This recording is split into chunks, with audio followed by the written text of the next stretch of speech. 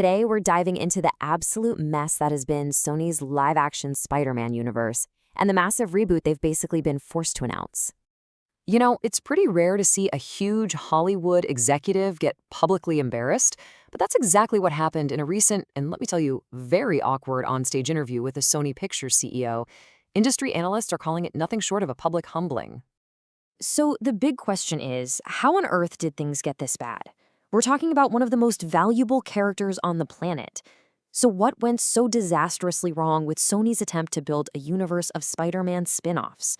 Okay, let's get into it.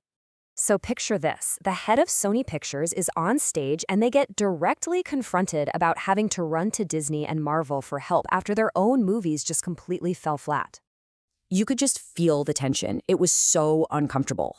The moment was so bad that analysts called it a major strike on the executive. He even fumbled one of the villain's names during the interview, calling him Mr. Negativity. Yikes. Now, this whole onstage disaster didn't just come out of nowhere. Oh no, it was really the boiling point after a whole series of really high-profile, really disappointing movies from the studio.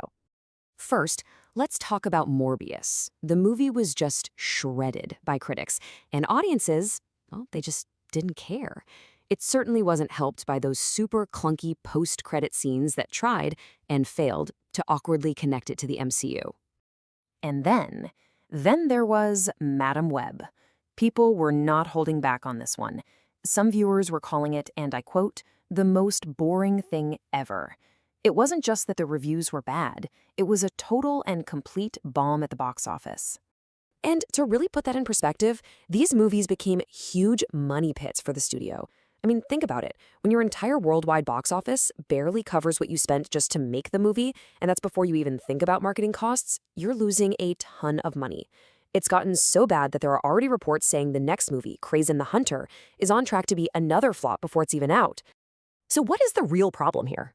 What's at the core of all this failure?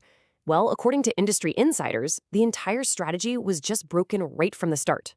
They're trying to build this huge world around a character who isn't even in it. It's just bizarre.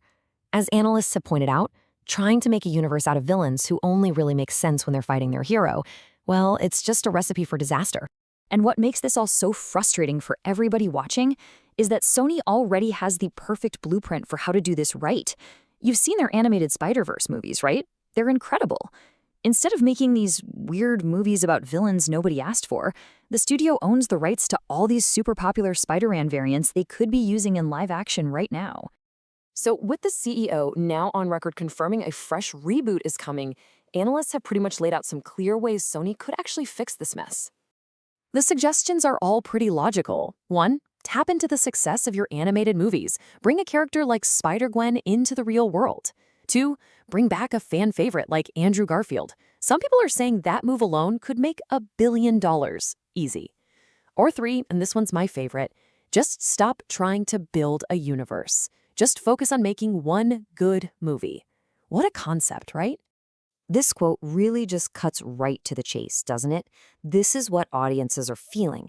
They can tell the studio is just trying to squeeze every last penny out of a character they love instead of actually telling good stories. And you know what? They're voting with their wallets by just not showing up. So the stakes for this reboot are, and I mean this, absolutely huge.